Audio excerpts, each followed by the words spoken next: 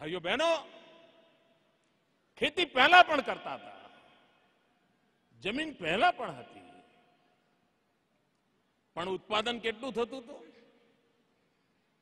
ગમે તેટલી જમીન હોય તો પણ દીકરી પરણાવવા માટે વ્યાજે પૈસા લાવવા પડતા.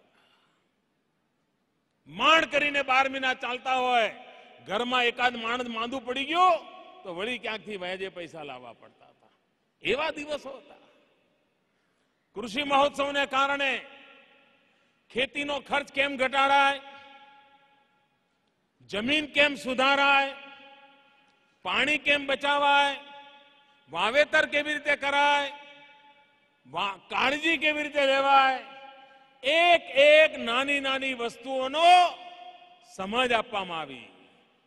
અને ધોમ ધકતા તાપમાં 44 ડિગ્રી સૂરજ તપતો હોય, ઉનાળામાં કેરી ખાઈને ગામડાના માણસને પણ સૂઈ જવાનું મન થતું હોય, એવા સમયે આ એર કન્ડિશન ઓફિસમાં બેઠેલા મારા સાહેબો, 1 લાખ જેટલા અમારા કર્મચારી કર્મયોગી ભાઈઓ 1 મહિના સુધી ગુજરાતના ગામડા ખૂંદે છે, ખેતરોમાં જાય છે.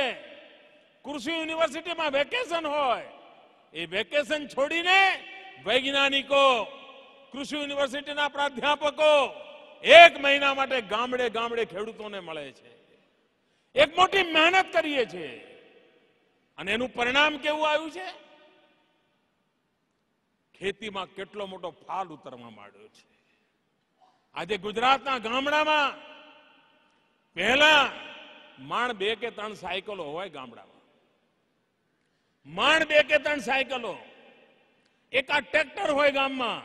આજે 2-5 મારુતિ હોય છે, 25-50 મોટરસાયકલો હોય છે. આ બધું ક્યાંથી આવ્યું? ખેતીની આવકમાંથી આવ્યું છે. ખેતીએ ગુજરાતના ગામડાના ખેડૂતમાં સમૃદ્ધિ આપી છે. એનું કારણ આ કૃષિ મહોત્સવ દ્વારા આધુનિક ખેતી માટે આપણે જે મહેનત આદરી, એના કારણે અને ખેડૂતે જૂની સદીઓ જૂની પદ્ધતિઓ એ છોડવા માટે તૈયારી બતાવી.